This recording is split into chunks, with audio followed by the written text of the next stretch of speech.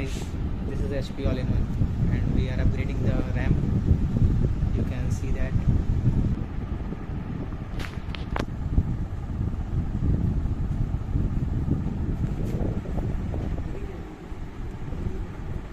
Rotate all-in-one PC.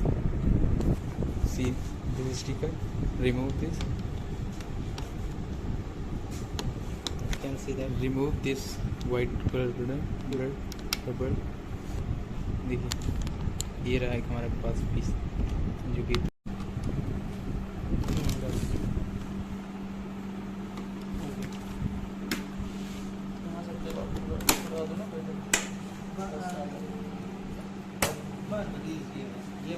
easily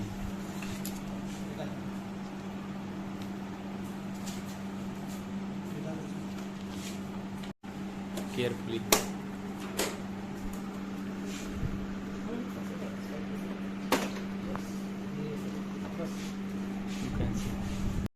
You have 2 RAM slots. You can upgrade.